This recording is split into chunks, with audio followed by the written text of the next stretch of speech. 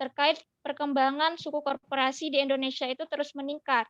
Namun di sisi lain perusahaan, terus berusaha untuk meningkatkan, pemeringkatan terkait suku korporasi yang mereka terbitkan, seperti itu. Karena hal ini sangat penting dikarenakan ketika, peringkat sukuk ini semakin banyak, maka kinerja dari perusahaan itu semakin baik, seperti itu. Oleh karena itu ketika calon investor ingin melakukan investasi, maka, peringkat sukuk ini juga sebagai pertimbangan, seperti itu. Nah, di penelitian terdahulu menunjukkan bahwa terdapat faktor seperti likuiditas dan profitabilitas terhadap peringkat sukuk. Namun sisi lain juga, terdapat, peringkat sukuk ini dipengaruhi oleh likuiditas tapi secara negatif, seperti itu. Di sana terdapat perbedaan antara penelitian, satu dengan penelitian yang lain. Nah, sehingga di sini saya tertarik untuk melakukan penelitian, di mana saya menambahkan variabel independen di sini manajemen kas, untuk mempengaruhi terkait peringkat sukuk, seperti itu. Next. Selanjutnya kajian pustaka di sini yang pertama saya menggunakan sinyal teori, di mana sinyal teori ini pertama kali diperkenalkan oleh Spence pada tahun 1973. Nah, terkait konteks sukuk, sinyal teori ini dapat dijadikan sebagai informasi kepada penerima informasi sebagai, gambaran terkait bagaimana kinerja dari laporan keuangan dari perusahaan tersebut.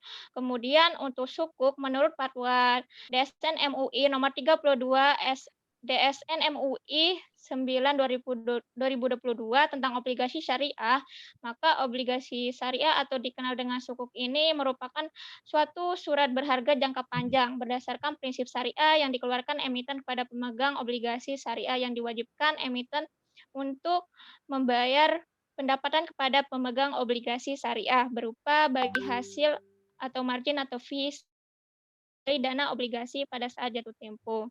Kemudian peringkat sukuk sendiri itu berdasarkan keputusan Ketua Badan Pengawas Pasar Modal dan Lembaga Keuangan nomor KEP-BL-2012,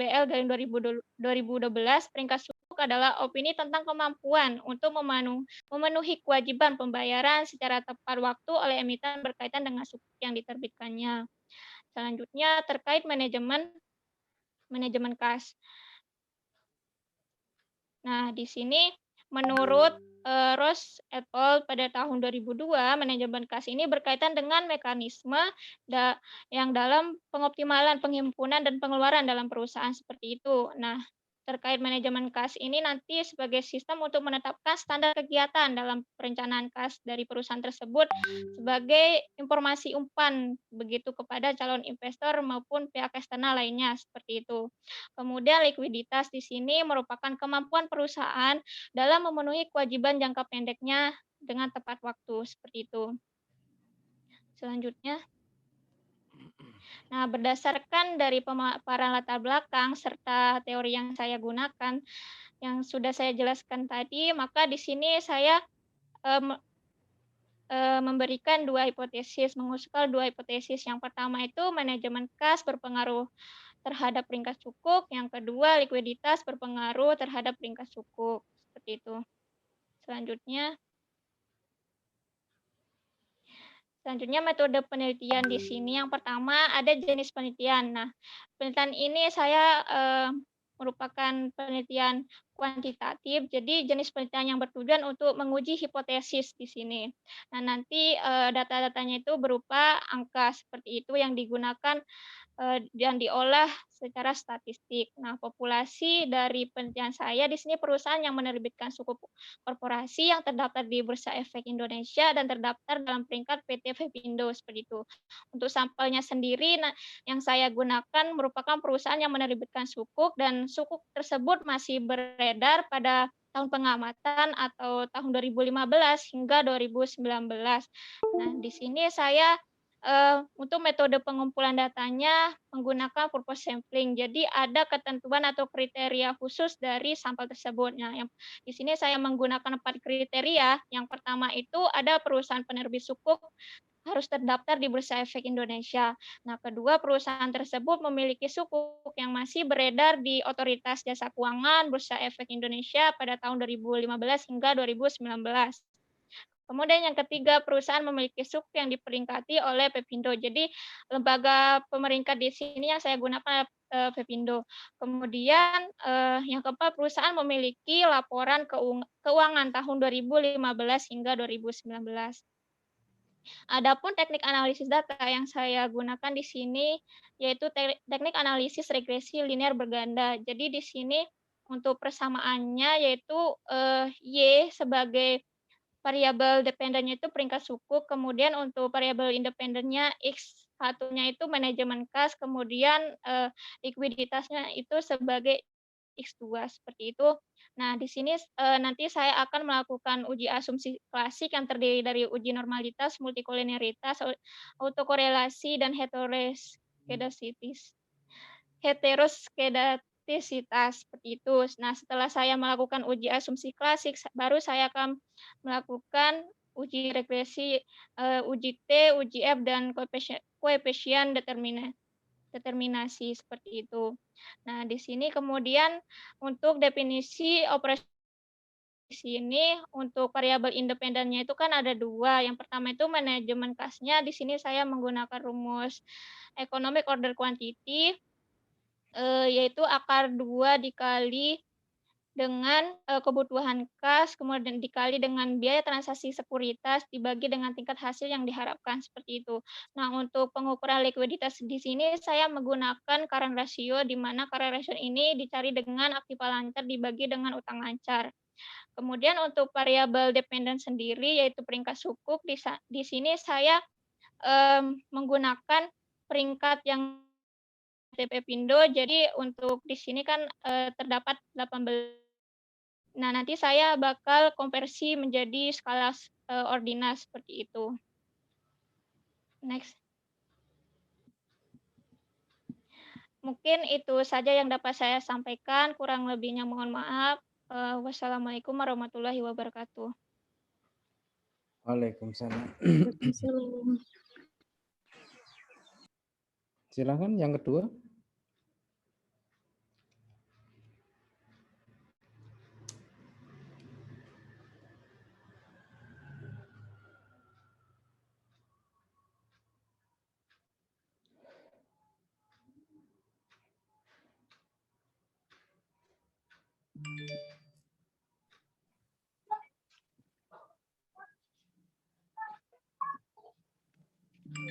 Bismillahirrahmanirrahim. Assalamualaikum warahmatullahi wabarakatuh. Waalaikumsalam.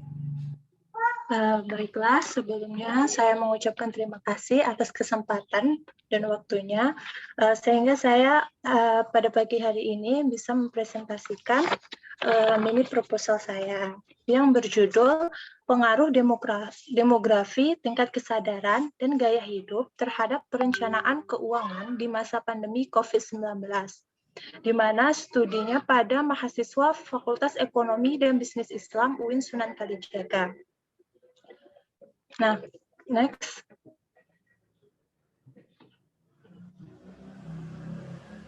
Adapun latar belakang yang mendasari kenapa saya mengambil judul ini, yaitu yang pertama, wabah yang melumpuhkan berbagai sektor, terkhususnya pada sektor ekonomi. Nah, yang sama-sama kita ketahui, bahwa merebaknya COVID-19 pada tahun 2020 menimbulkan dampak bagi berbagai sektor kehidupan, pun dilakukan oleh pemerintah untuk menanggulangi dampak dari COVID ini. Salah satunya dengan melakukan pembatasan masyarakat di luar rumah, atau yang biasa kita sebut dengan pembatasan besar atau PSBB.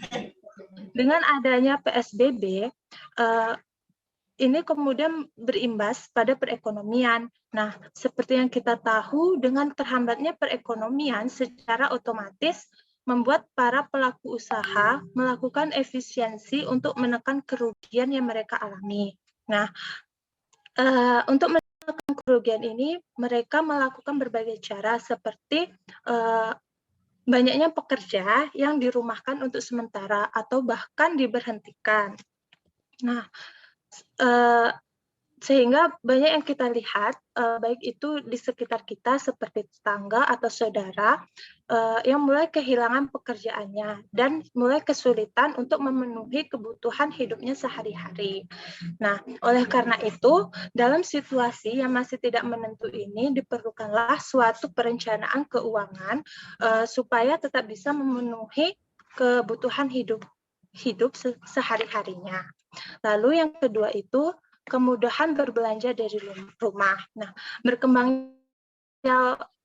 berkembangnya financial technology seperti e-commerce atau toko online ini menjadi salah satu daya tarik bagi masyarakat masa kini.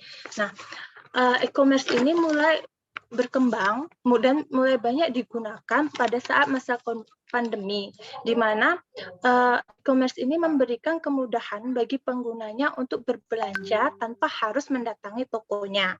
Nah, sehingga konsumen ini menjadi sangat royal, ditambah dengan kemudahan fitur dalam mencari produk dan diskon-diskon yang jarang ditemui di pasar tradisional biasa. Namun, berkembangnya toko online ini membentuk suatu pola perilaku yang cenderung negatif, seperti perilaku konsumtif, di mana perilaku konsumtif ini cenderung pada pola berbelanja yang didasari pada keinginan, bukan kebutuhan.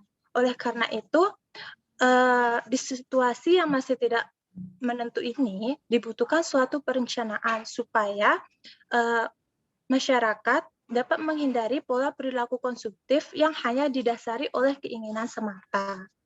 Lalu yang ketiga itu mayoritas mahasiswa berasal dari luar daerah. Nah, yang sama-sama kita ketahui, mahasiswa dari Fakultas Ekonomi dan Bisnis Islam UIN Sunan Kalijaga itu berasal dari luar daerah, di mana hal ini menunjukkan bahwa mereka tinggal jauh dari orang tua, sehingga harus secara mandiri mengatur segala kebutuhannya. Dalam mengatur kebutuhan sehari-hari tersebut, mahasiswa memerlukan suatu perencanaan keuangan. Dengan ini, mereka dapat terhindar dari sesuatu hal yang tidak mereka inginkan, seperti kehabisan uang saku atau uang jajan yang diberikan orang tua sebelum waktunya tiba. Nah, adapun alasan pada penelitian ini, saya berfokus pada 4 variabel, yaitu variabel demografi sebagai variabel X1, tingkat kesadaran sebagai variabel X2, gaya hidup sebagai variabel X3, dan perencanaan keuangan sebagai variabel Y. Nah, adapun alasan saya kenapa menggunakan 3 variabel independen seperti demografi, tingkat kesadaran, dan gaya hidup. Nah, karena ketiga variabel ini secara langsung melekat pada diri seseorang. Contohnya itu faktor demografi seperti usia, gender, pengalaman, pendidikan. Lalu yang kedua itu faktor tingkat kesadaran, di mana kesadaran itu merupakan hal yang membuat kita melakukan aktivitas atau kegiatan sesuai kehendak yang kita inginkan. Jadi sesuai dengan kesadaran diri kita sendiri. Lalu yang ketiga itu gaya hidup, di mana gaya hidup ini merupakan suatu kebiasaan yang kita lakukan sesuai keinginan maupun kebutuhan kita. Next.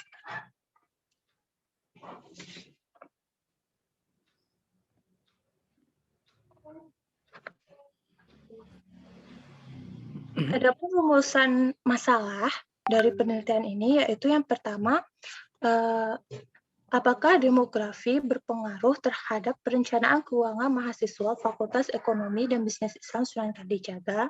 Lalu yang kedua, apakah tingkat kesadaran berpengaruh terhadap perencanaan keuangan mahasiswa Fakultas Ekonomi dan Bisnis Islam Sunan Kalijaga? Dan yang ketiga, apakah gaya hidup berpengaruh terhadap perencanaan keuangan mahasiswa Fakultas Ekonomi dan Bisnis Islam Sunan Kalijaga? Next.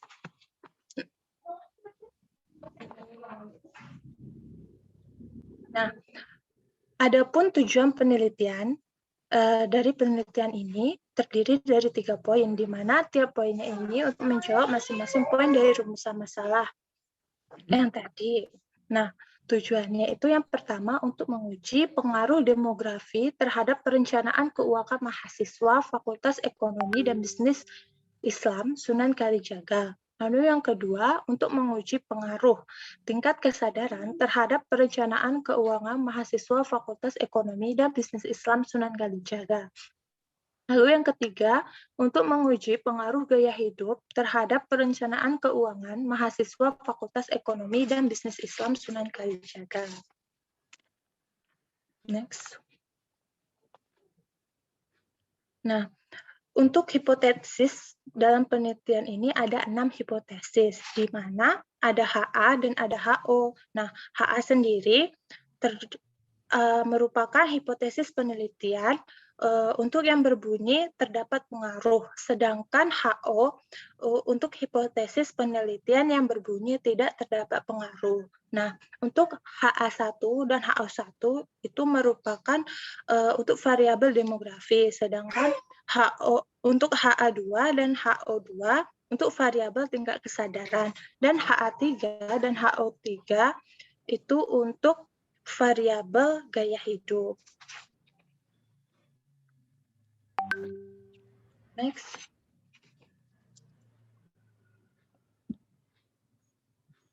Adapun metode penelitian dalam penelitian ini, yang pertama rancangan penelitian. Nah,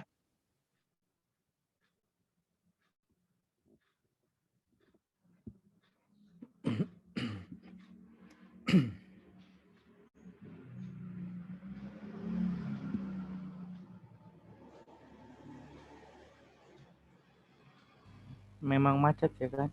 Bukan aku. Sinyalnya mungkin. Iya, emang macet.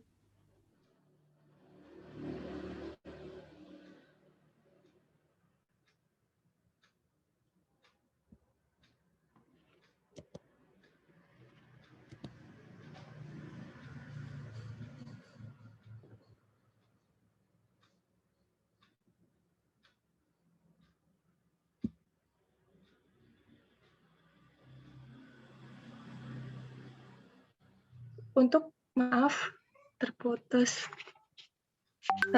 Sedangkan untuk subjek penelitiannya populasinya itu mahasiswa Fakultas Ekonomi dan Bisnis Islam UIN Sunan Kalijaga. Dan untuk teknik pengambilan sampelnya ini menggunakan simple random sampling, di mana teknik pengambilan sampel ini merupakan teknik pengambilan sampel yang mana setiap populasinya memiliki kesempatan untuk menjadi sampel, di mana setiap populasinya memiliki kesempatan untuk menjadi sampel. Seperti itu.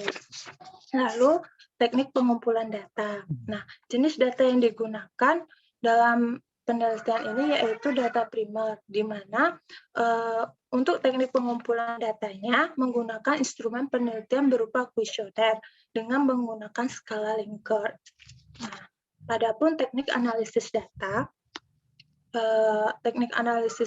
ini yang pertama ada uji validitas. Yang kedua ada uji reliabilitas, di mana uji validitas dan validitas ini akan digunakan untuk menguji kelayakan instrumen terlebih dahulu. Apakah instrumen layak digunakan atau tidak? Jika instrumen penelitian itu sudah layak untuk digunakan, maka akan berlanjut pada uji yang ketiga, yaitu uji asumsi klasik. Nah, pada uji asumsi klasik ini akan diuji, ada 3 pengujian, yaitu yang pertama uji normalitas, yang kedua heteroskineksitas, dan yang ketiga itu uji multikolinearitas. Lalu yang keempat ada uji regresi linear berganda, di mana pada pengujian ini akan digunakan juga uji T dan uji F. Nah, uji T itu untuk melihat pengaruh variabel secara parsial, sedangkan uji F untuk melihat pengaruh variabel secara simultan.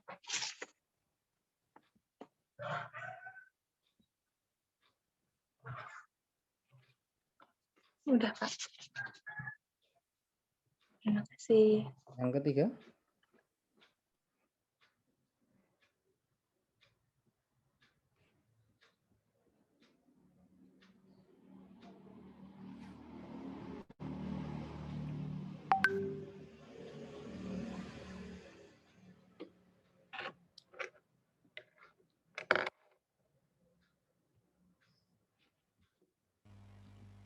Assalamualaikum warahmatullahi wabarakatuh.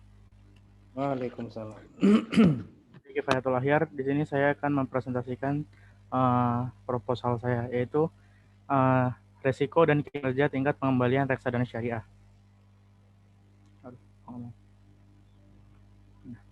Dalam pembahasan ini kita akan membahas tentang latar belakang, rumusan masalah, tujuan penelitian, hipotesis, dan metode penelitian yang akan digunakan. Nah, ini sebentar kecilan. Nah, latar belakang masalah di sini, kenapa saya ingin meneliti hal tersebut? Karena yang pertama itu adalah meningkatnya jumlah reksadana dalam hal jumlah reksadananya, tapi juga total NAB dari reksadana syariah sendiri itu. NAB merupakan nilai aktiva bersih yang dimiliki, yaitu dengan menghitung aset dari aset kelolaan reksadana syariah itu sendiri.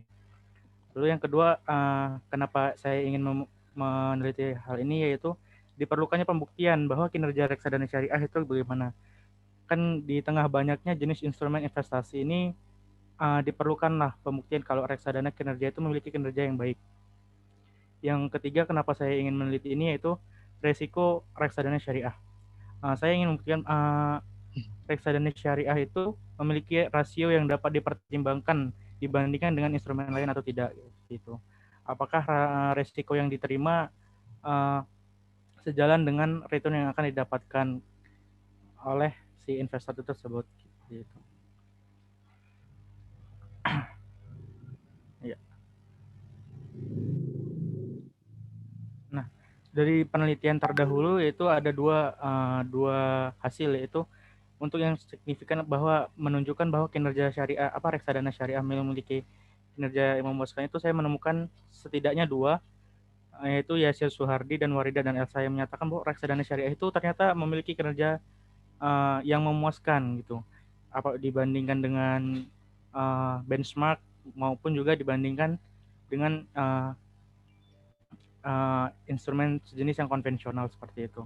Ada juga yang menyatakan bahwa ternyata tidak, kinerja reksadana syariah itu ternyata biasa aja atau bahkan lebih rendah daripada benchmarknya seperti itu. Nah, pertanyaan dalam rumusan masalah dalam penelitian saya yaitu apakah terdapat risiko yang nilainya tinggi dalam reksadana syariah? Apakah terdapat return yang tinggi di dalam reksadana syariah itu sendiri? Atau apakah terdapat rasio yang optimal antara resiko dan return yang akan didapatkan dalam reksadana syariah itu tersebut? Nah, tujuan penelitian saya yang pertama itu adalah mengetahui return yang akan diterima jika kita berinvestasi di reksadana syariah. Seberapa kinerja reksadana syariah itu yang baik atau buruk jika kita berinvestasi di reksadana syariah, tingkat resiko yang akan kita terima jika kita berinvestasi di reksadana syariah, dan juga resikonya, rasionya, rasio antara resiko dan kinerja apabila kita menilai reksadana syariah itu tersebut. Dari rumusan yang di atas tadi, hipotesis saya yaitu ada 5, yaitu pertama, reksadana syariah itu memiliki tingkat resiko dan pengembalian yang baik. Yang kedua yaitu reksadana syariah memiliki tingkat resiko dan pengembalian yang buruk. Yang ketiga itu resikonya tinggi tetapi pengembaliannya baik. Yang keempat adalah resikonya rendah dan pengembalian baik. Atau yang kelima yaitu resiko yang tinggi dan pengembalian yang buruk. Terus seperti itu. Metode penelitian saya itu jenis penelitiannya deskriptif dengan pendekatan kuantitatif. Ini maksudnya apa? Maksudnya gini, saya akan menjelaskan itu reksadana seperti apa, analisisnya kita jelaskan ini gimananya.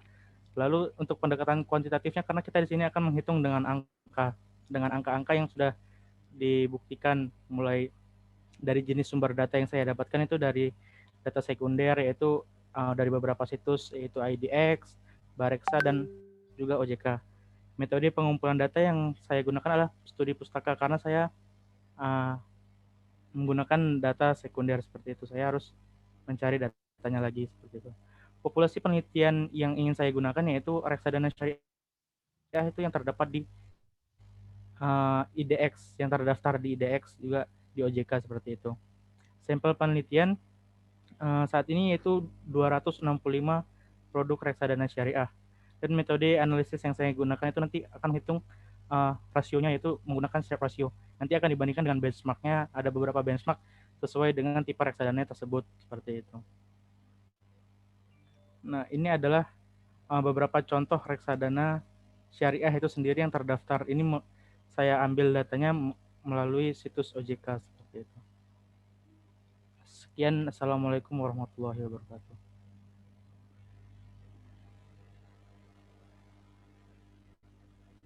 Silahkan.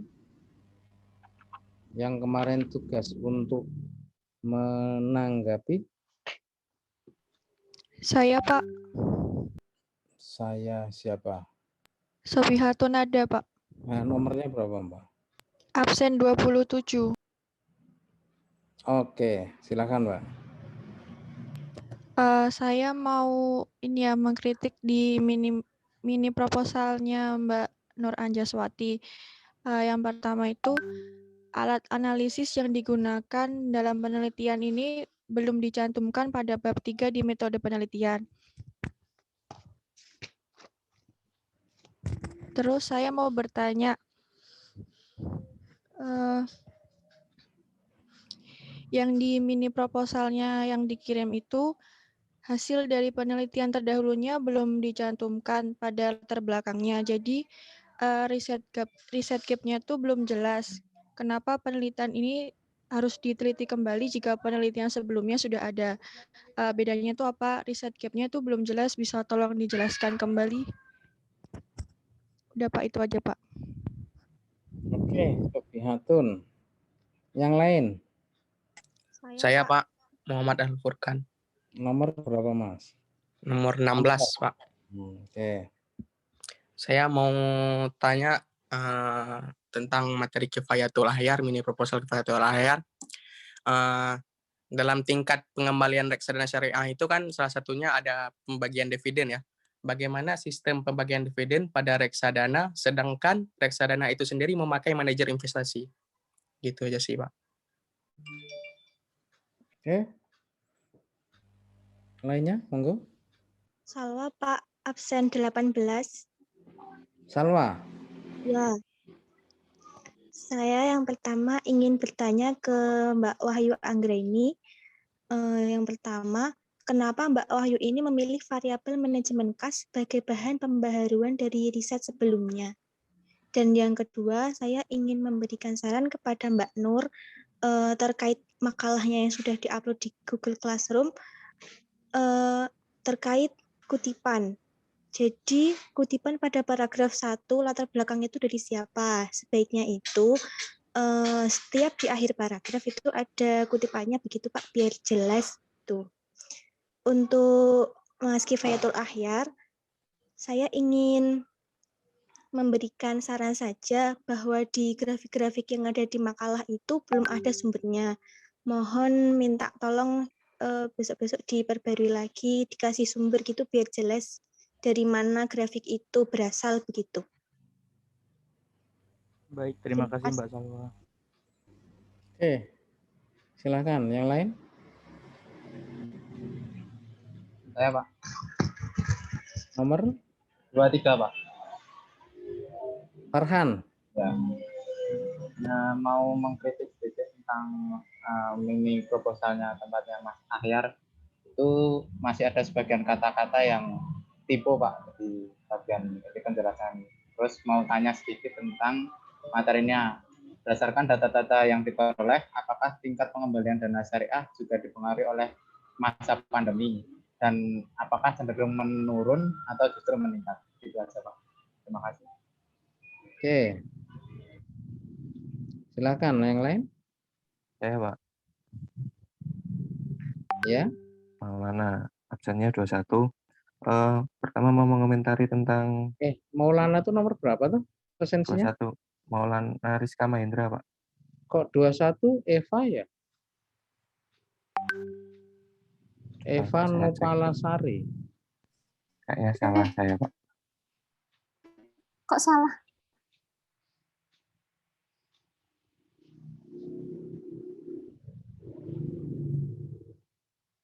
Apa ganti nama? Maulana jadi Eva. Jauh. Maulana. Kok nomor berapa toh? NIM-nya berapa, Mas? Halo? Saya 24, Pak. Salah berarti. Maulana Itu kelas sebelah berarti. 24. Oh. Ya. 24. Mau mengomentari tentang mini proposal yang dikirimkan sama Mbak Wahyu itu, beberapa kata masih ada yang typo. Yang kedua mau bertanya tentang kenapa tadi dijelaskan bahwasanya rasio yang digunakan kan tadi likuiditas dan manajemen kas. Kenapa likuiditasnya tidak diterangkan apa rasio yang digunakan di mini proposalnya gitu loh.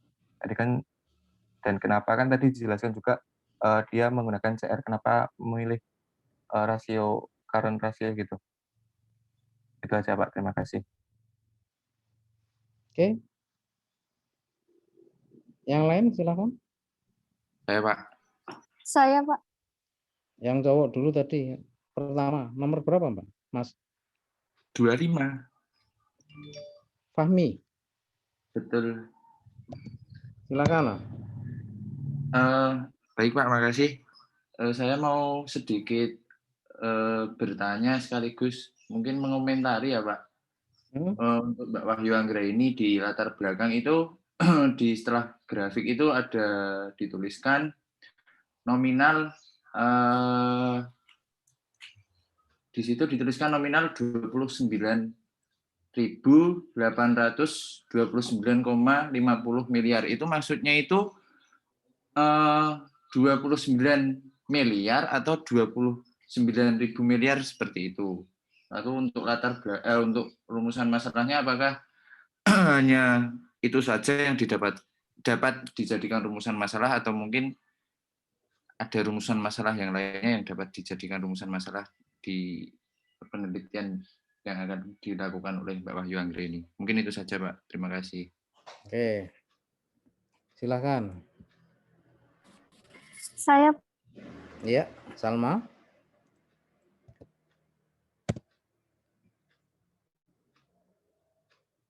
Salma. Pak Syarifah Salma. Iya. Silakan. Saya akan bertanya kepada Mbak Rani mengenai metode penelitiannya pada sampel.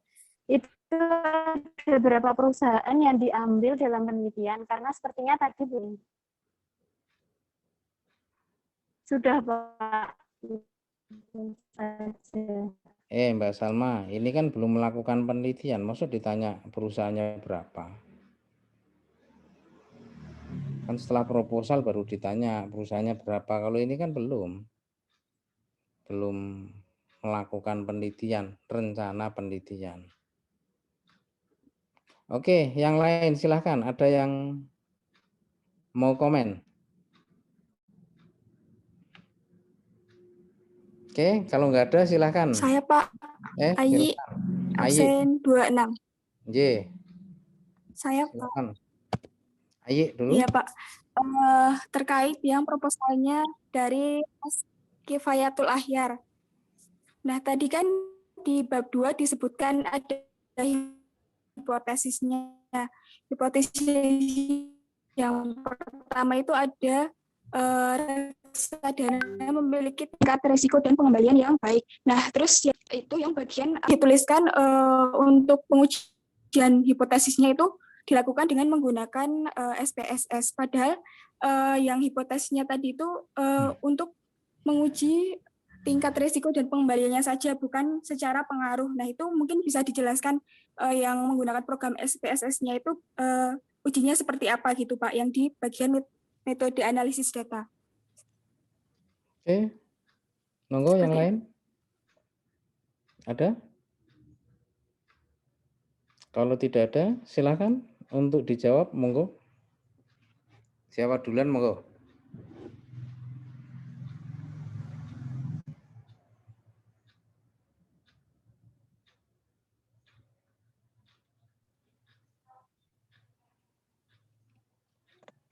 Baiklah, saya akan menjawab pertanyaan dari Mbak Nada mengenai alat analisis.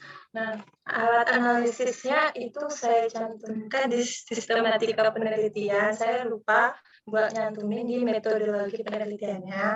Nah, alat analisisnya itu menggunakan SPSS. Lalu untuk mengenai research gap, nah, posisi penelitian saya itu yang menjadi pembeda dari penelitian terdahulunya itu terletak dari sampel yang saya gunakan dan keadaan lingkungan yang saat ini terjadi, di mana pada hari-hari sebelumnya itu kan tidak ada hal yang mempengaruhi sehingga ekonomi semua masyarakat itu sama. Nah, tapi pada masa sekarang, masa pandemi, nah semua orang itu nggak mandang dia dari kalangan atas maupun bawah, itu sama-sama terpengaruhi ekonominya seperti itu. Nah, mengenai variabel yang saya gunakan itu memang tidak ada kebaruannya, tetapi masih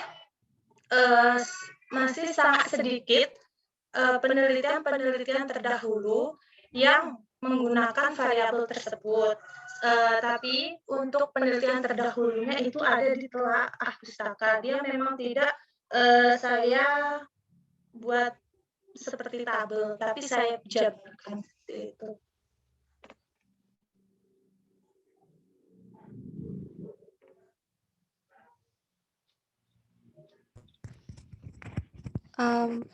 Itu untuk yang penelitian sebelumnya itu variabel-variabelnya itu berpengaruh signifikan atau tidak gitu belum dijelaskan di latar belakang ya, jadinya di belum terlalu jelas gitu. Itu gimana, Mbak? Iya, soal itu nanti saya buat lagi di makalah, soalnya kemarin saya juga lupa, Mbak. Oke, Mbak. Terima kasih. Terima kasih. Sama-sama.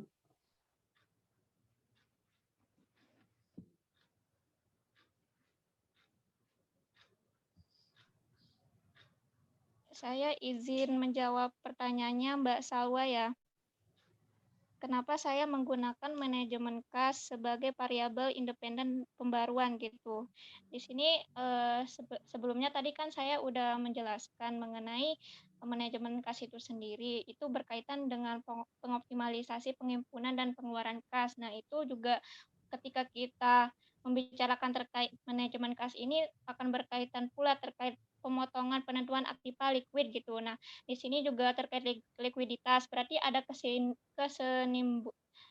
berhubungan antara rasio likuiditas itu sendiri dengan manajemen kas, sehingga kalau penelitian-penelitian sebelumnya yang saya baca itu kan lebih ke fokusnya likuiditas saja gitu.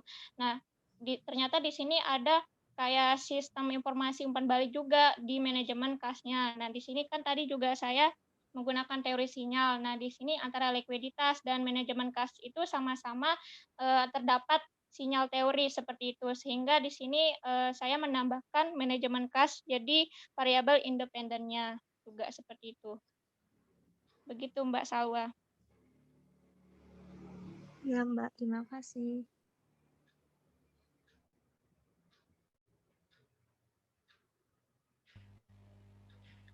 Assalamualaikum, saya izin menjawab dari pertanyaan Mas Ahlul pertama ya. Mas Ahlul tadi bertanya pembagian dividen dalam menghitung tingkat return atau pengembalian itu.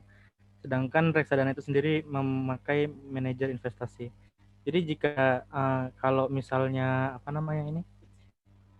return yang diberikan itu atau dividen itu kan secara langsung gitu. Sedangkan kita ini dengan reksadana kita diwakilkan oleh manajer investasi. Jadi nanti pembagi dividen itu akan tercermin di NAB atau nilai aktiva bersihnya gitu Mas. NAB itu dihitungnya kan menurut yang saya tuliskan tadi, sudah saya tuliskan bahwa cara menghitungnya itu dengan jumlah aset dikurangi total kewajiban dan dibagi dengan jumlah unit penyertaannya begitu. Untuk dividen bisa dilihat tercermin di NAB itu tersebut di situ, nanti akan dihitung lagi. Oke, makasih Mas Ahyar. Nah, yang dari Mas Farhan, apakah tingkat pengembalian reksadana syariah itu dipengaruhi oleh pandemi? Apakah cenderung menurun atau justru meningkat? Kalau kita lihat secara kasat mata aja ya, misalnya reksadana syariah itu misalnya yang saham aja, kita cukup melihat di satu sisi itu aja sudah terlihat bahwa harga saham kemarin tuh ancur-ancuran, bahkan hampir 50% dan segala macam. Jadi adanya pandemi ini saya yakin bahwa itu akan sangat berpengaruh kepada reksadana itu. Pandemi ini akan sangat berpengaruh terhadap reksadana. Cenderung menurun atau meningkat jelas ketika pandemi, saya rasa itu justru cenderung menurun kayak gitu Mas Farhan. Terima kasih.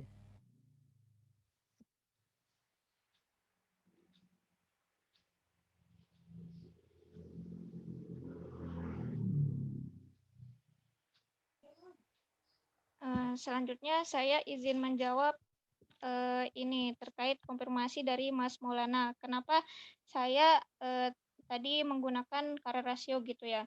Jadi kan likuiditas itu berkaitan dengan apakah arus kas di perusahaan itu lancar atau tidak gitu. Nah, untuk mengukur dari likuiditas sendiri itu kan berkaitan dengan likuiditas jangka pendek perusahaan. Jadi di sini saya menggunakan current ratio. Nah, di mana current ratio itu dihitung dengan aktiva lancarnya itu dibagi dengan utang lancar seperti itu.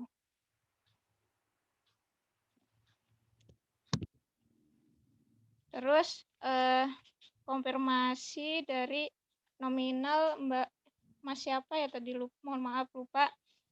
Nominal yang saya cantumkan di grafik itu ya.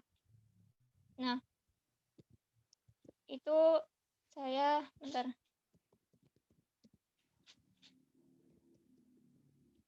Di sana untuk angka nominal sebesar 240,40 miliar gitu ya. Nah, di sana sebenarnya untuk satuan miliarnya itu untuk 0,40 itu kayak rupiahnya. Jadi untuk miliarnya sendiri itu yang 240 miliar gitu. Gitu sih.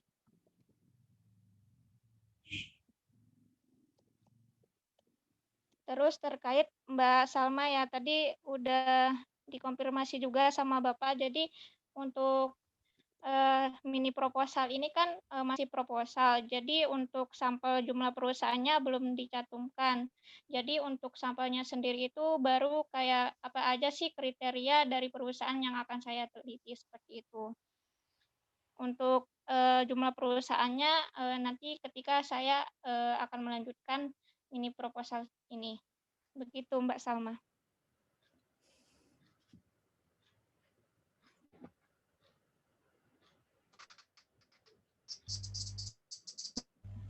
Saya izin menjawab lagi ya. Terima kasih Mbak Rani. Saya izin menjawab lagi. Tadi dari Mbak Salo itu menanya belum dicantumin di situ grafiknya itu dari mana. Mohon maaf, saya mungkin kesalahan saya. Saya itu mendapat grafik itu dari situs resminya Bareksa.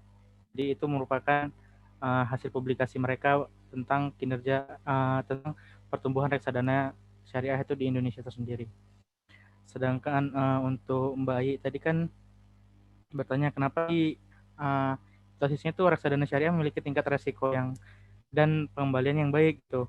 Kenapa? Apa yang harus diuji di SPSS itu memang salah saya karena saya menuliskan situ adalah uji hipotesis. Seharusnya kan itu pakai risk ratio-nya itu atau Sharpe ratio perhitungannya. Sedangkan SPSS ini saya tujukan untuk menguji variabel lain yaitu tentang expected return dan return realisasi juga systematic risk atau betanya gitu, resiko-resiko yang lain itu.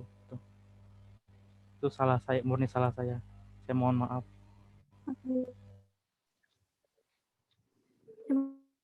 Terima kasih, Mas.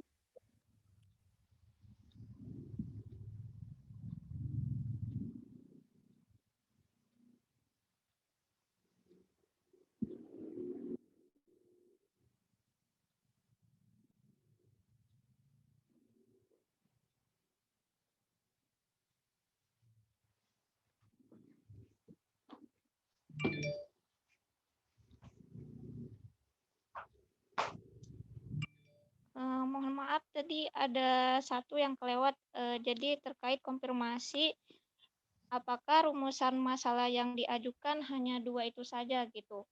Jadi tadi kan saya udah menjelaskan bahwa jenis penelitian saya itu kuantitatif. Jadi di sini untuk rumusan masalahnya itu otomatis berhubungan dengan untuk menguji gitu, menguji hipotesis. Nah, sedangkan untuk hipotesis yang saya ajukan hanya 2 saja, sehingga untuk rumusan masalahnya pun hanya ada 2. Jadi antara rumusan masalah dengan hipotesis dengan kesimpulan pun nanti akan sinkron seperti itu. Apabila di awal mengajukan 2 saja, maka di akhir juga harus kesimpulannya 2 saja, seperti itu. Terima kasih.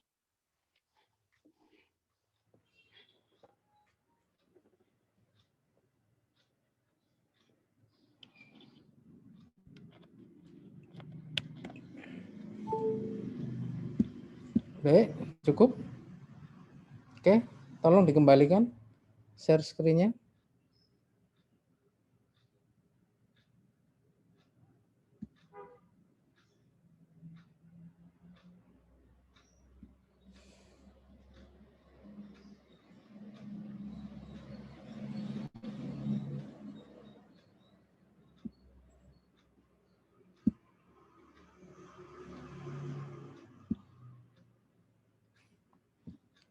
Oke, kelihatan ya. Ini yang punya Wahyu. Wahyu Anggreni. Iya, Pak.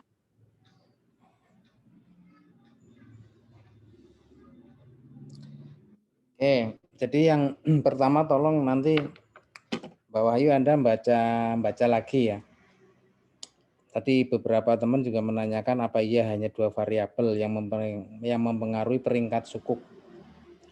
Karena peringkat sukuk itu kan nanti dikeluarkan, ya sebenarnya kan peringkat sukuk itu kan sudah dikeluarkan ya.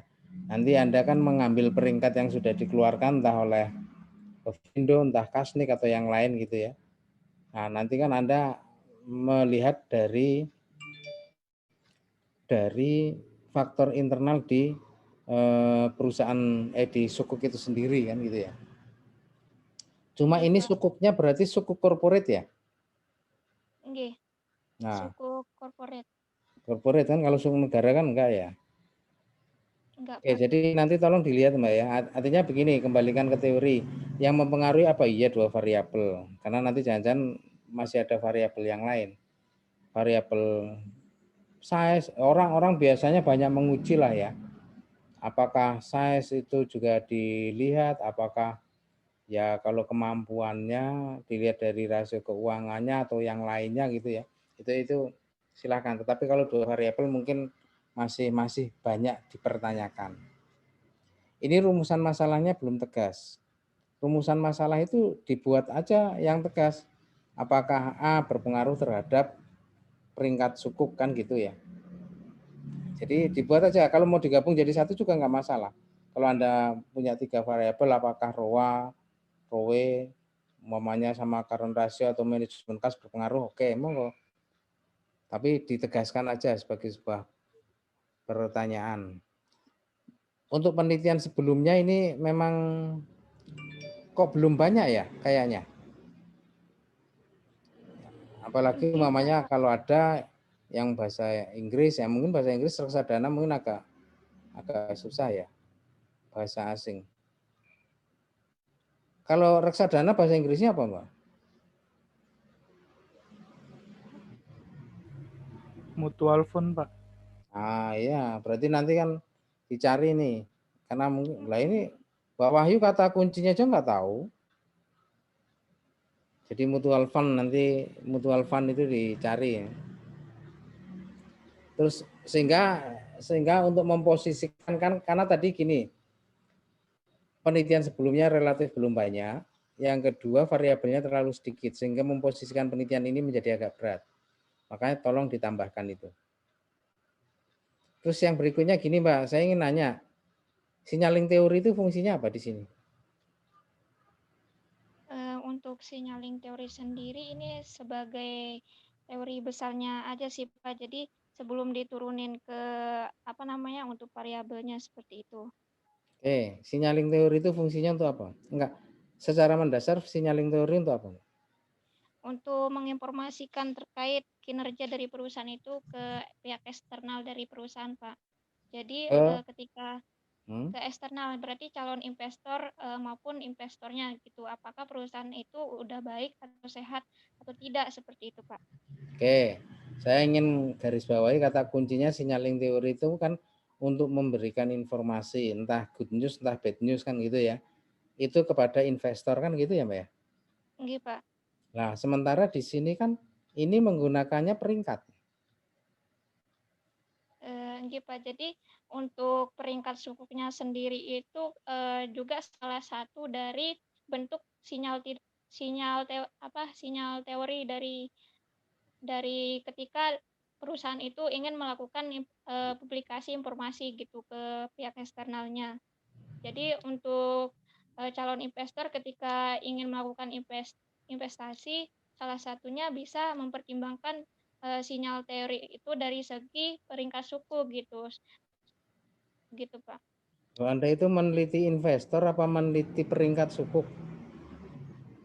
Peringkat suku, Pak. Baik, Anda nggak ada kaitannya dalam proposal dan penelitian Anda nanti ke investor, nggak ada.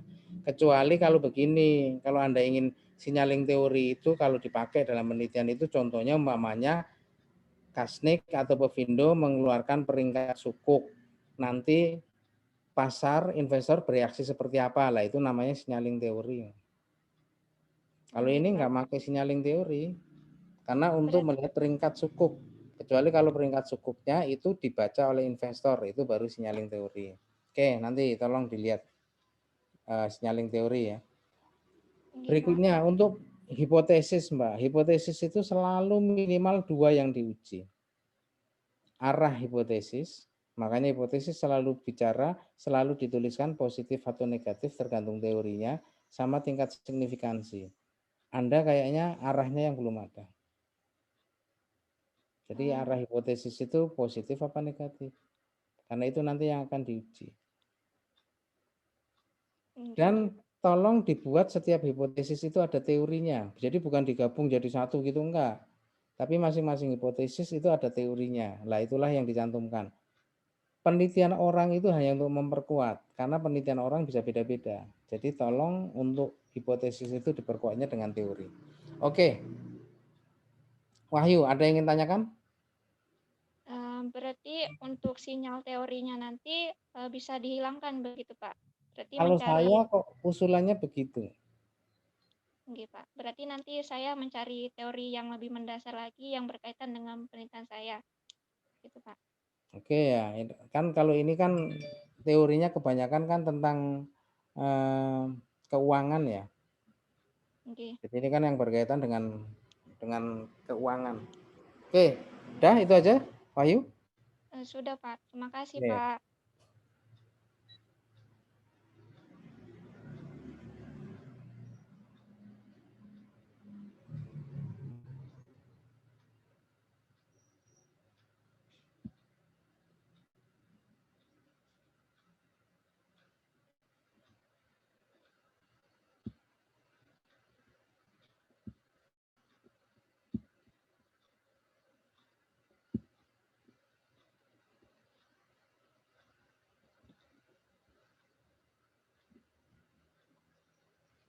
Oke, berikutnya ini.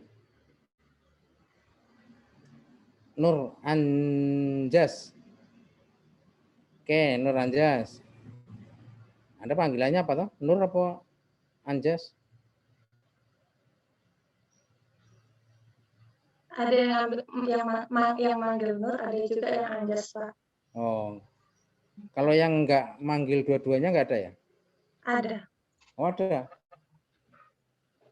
Jas berarti ya? Oke. Ini Mbak. Oke, penelitian ini relatif belum banyak lah ya. Jadi silahkan, cuma yang perlu diperhatikan karena relatif ini belum banyak karena datanya kan data menggunakan data primer ya ini, benar? Benar, Pak.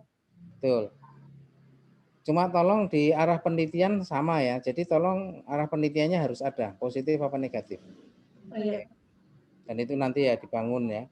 H0 itu nggak perlu dicantumkan loh. Karena kita sudah lazim yang akan kita teliti adalah H-nya. Oke, sekarang ini mempertemukan kalau demografi itu datanya apa? Primer sekunder? Sekunder, primer, Pak. Demografi? Sekunder, Pak. Nah, Anda berarti ini mempertemukan dua data, primer sama sekunder. Iya? Iya. Oke, ya nggak masalah. Yang penting kan Anda harus, karena ini nanti menggunakannya regres. Iya, Pak. Nah, regres kan berarti nanti harus sama ya jumlahnya ya. Iya. Nah, itu yang nanti Anda berarti membuat rancangan untuk pertanyaannya itu yang Anda harus cermat dan teliti gitu ya. Karena ini kan datanya data primer semua, baik di dependen atau independennya ya. Iya, Pak. Oke, silahkan dilanjutkan. Pak, saya mau tanya, Pak. Karena kita kan bidang keuangan gitu kan, Pak, di bagian ekonomi. Nah, karena saya membahas ini, tapi untuk teorinya, Pak, teori yang digunakan itu kan teori psikologi. Saya sudah cari kemarin, tapi nggak ada yang ke ekonominya. Ada satu, tapi itu mental accounting teori. Itu gimana ya, Pak? Jadi begini, Pak, untuk pendekatan yang sekarang itu di beberapa penelitian maksud saya, itu keuangan itu sudah dikaitkan dengan teori perilaku. Makanya mungkin Anda akan mendengarkan behavioral finance kan gitu ya. Iya. Nah, itu kan sudah muncul, jadi nggak masalah. Yang penting dependen Anda itu kaitannya adalah keuangan. Biasa umpamanya menggunakan TPB atau TRA terhadap keputusan menggunakan produk, bisa jadi itu pemasaran kan gitu ya. Iya. Nah, ini terhadap perencanaan keuangan, terhadap apa kan gitu. Itu sekarang sudah dikembangkan. Jadi ketemu antara psikologi MSDM terhadap ekonomi. Makanya kalau SDM itu identiknya nanti dengan psikologi. Oke? Makasih, Pak. Ya.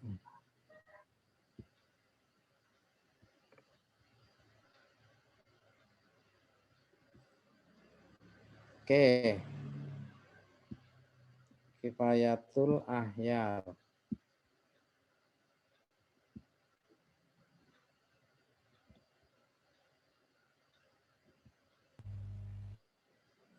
Ya, ini untuk semua satu kelas ya, supaya besok tidak berulang lagi. Penelitian kuantitatif itu kalau membuat pertanyaan menggunakannya kalimat kata apakah, bukan bagaimana. Yang pertama. Yang kedua, tujuannya pasti bukan untuk mengetahui. Karena mengetahui itu hanya untuk penelitian eksploratif yang biasanya adalah kualitatif. Kuantitatif yang paling sederhana adalah untuk menjelaskan. Itu yang paling sederhana. Tapi biasanya untuk menguji, untuk mengevaluasi. Jadi begitu ya. Jadi nanti terakhir untuk merubah ya tadi, bukan untuk mengetahui. Ini memang tulisannya minim referen ya. Minim rujukan. Oke. Ahyar, Mas Ahyar. Iya, Pak. Ini kalimat-kalimat kata-kata yang ada di definisi risiko investasi pengembalian itu kalimat Anda murni atau dari orang? Merujuk ke orang? kemarin karena mengerjakan sedikit buru-buru Pak, kayak rujukannya Oh, kurang iya. masuk jadi bingung Pak. Oke. Yang penting tulisan itu kita ngambil ngutip apapun nggak masalah, yang penting dirujuk gitu ya. Ada rujukannya. Kalau apalagi kalau kuantitatif. Di ekonomi itu biasanya agak aneh kalau tidak ada referensinya. Oke. Ini juga sama, setiap hipotesis itu disusun atas menggunakan teori. Jadi hipotesis satu ya setengah halaman aja cukup setiap hipotesis. Jadi satu halaman itu bisa untuk 2 hipotesis. Teori atau logika. Kalau mau diperkuat dengan penelitian orang, monggo. Oke Mas, ini saya ingin ngerti gini. Ini kan Anda ya biasanya pengukuran kinerja itu dengan 3 ya, Jensen, Alpha, sama trainer gitu ya. Anda mengambil 3 atau tidak, nanti monggo.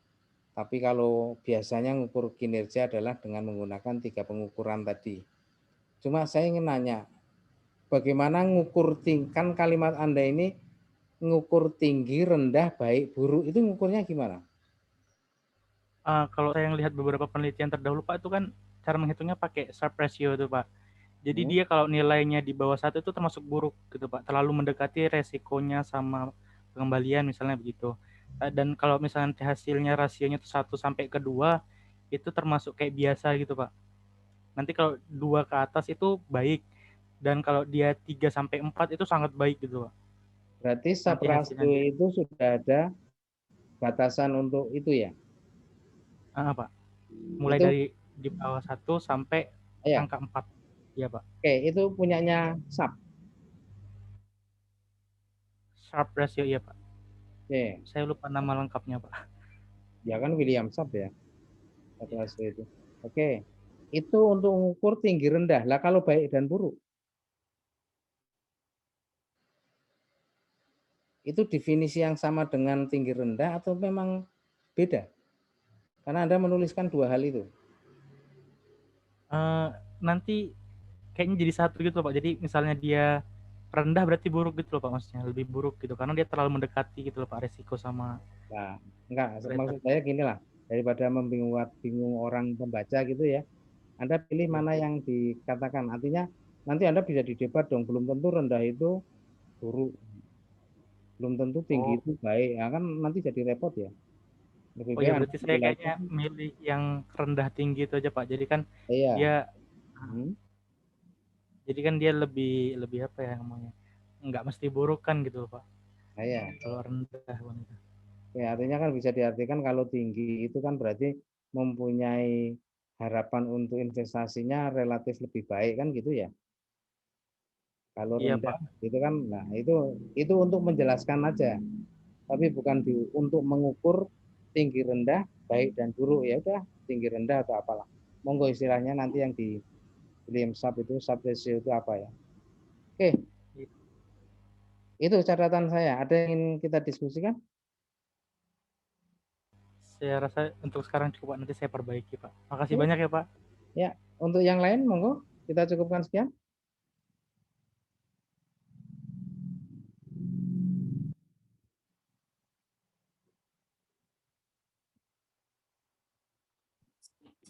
Mohon maaf Pak, kemarin yang judulnya ditolak boleh berdiskusi sekarang nggak ya Pak?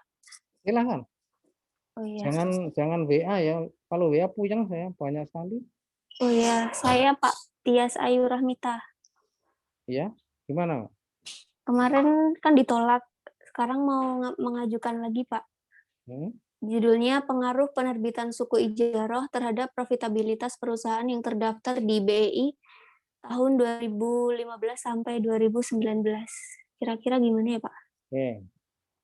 Itu mau penelitiannya apa? Pengaruh apa event study? Pengaruh Pak. Oke, pengaruh. Berarti independennya apa? Independennya suku ijaroh Pak. Duh, suku ijaroh independen terus mengukurnya gimana? Benar Pak. Independennya perusahaan yang terdaftar di BEI, independennya gimana Pak? Belum siap nih. Independennya apa yang mau diukur? Oh. Kan ada variabelnya kayak punya teman-teman tadi loh, independennya ini terhadap apa? Suku ijaroh yang susah, no. Suku ijaroh gimana? Mungkin itunya Pak belum. Nah, berarti besok nanya lagi. Oh iya Pak, maaf Ya, ya Pak. jadi sederhananya begini, kalau Anda mau uji pengaruh itu kan identifikasi aja. Pengaruh A terhadap B, oke, independennya apa saja? Dependennya apa? Anda sudah punya ide, oke, tapi tolong itu diturunkan dalam pengukuran dan pengujian. Gitu ya, Mbak ya? Oh iya Pak, terima kasih banyak Pak. Kalau cuma ide nanti sulit nulisnya. Oh iya, makasih Pak. Ya. Baik, kita ketemu lagi. Saya mau konsultasi Pak. Kemarin juga ditolak. Oh iya? Kemarin kan saya pengaruh pembiayaan murabah yang cuma variabelnya pembiayaan murabah aja. Tapi kayak sebaiknya ditambahin atau diganti aja ya Pak? Enggak, calon penelitian Anda apa? Pengaruh pembiayaan murabah terhadap apa? Terhadap profitabilitas. Wah iya, kalau murabah terhadap profitabilitas bank. Ya, Pak. Wah, kalau itu memang sudah sabruk, Mbak. Banyak sekali. Ya, ini saya mau ganti. Saya sudah ada judul pengaruh kinerja keuangan terhadap tingkat bagi hasil deposito mudharabah umum syariah. Gimana, Pak? Ya, boleh. Cuma itu yang harus hati-hati kan begini, Mbak. Itu kan spesifik ya. Artinya itu bagus, Mbak. Artinya untuk menunjukkan bagi hasil itu marketable atau enggak, menguntungkan atau enggak bagi pihak bank atau bagi nasabah. Cuma kan itu yang nisbah bagi hasil itu nanti kan dibalik. Anda silahkan nanti ini diteruskan ya, tapi berangkat begini. Nisbah bagi hasil itu yang mempengaruhi apa saja. Nah, itu nanti yang akan menjadi independen variabel Anda. Ya. Kayaknya nggak begitu banyak sih, nggak begitu banyak. Saya khawatir begini, seluruh pembiayaan nanti masuk. Lah kan pembiayaannya berubah, masuk nanti jadi penghasilan bagi hasil. Itu yang harus hati-hati. Ya. Jadi Anda balik dulu aja, Mas. Artinya begini. Secara teori yang mempengaruhi bagi hasil itu apa saja. Banyak sebenarnya, ada proyeksi, ada tingkat risiko, ada macam-macam. Cuma kayak gitu kan datanya kita kesulitan. Makanya data yang bisa diperoleh itu apa?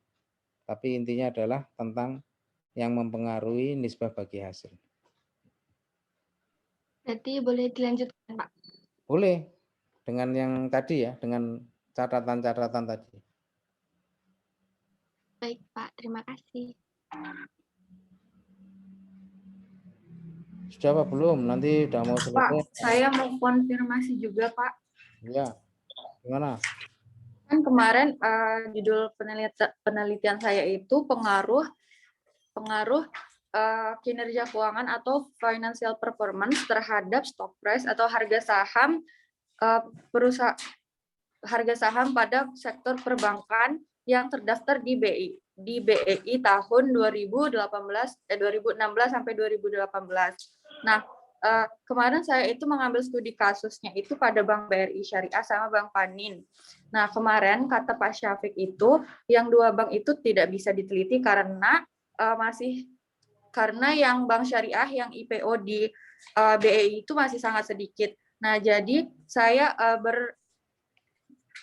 saya ingin mengganti Pak yang awalnya di perusahaan perbankan syariah yang terdaftar di BEI jadi perusahaan yang terdaftar di JII. Itu bagaimana ya Pak?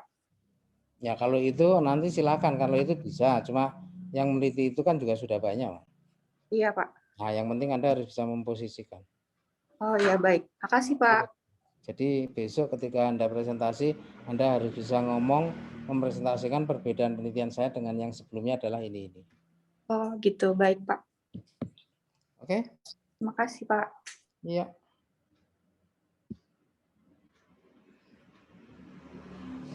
Oke, sudah ya. Kita ketemu lagi minggu depan. Terima kasih. Assalamualaikum. Waalaikumsalam. Warahmatullahi wabarakatuh. Terima kasih Pak. Terima kasih Pak.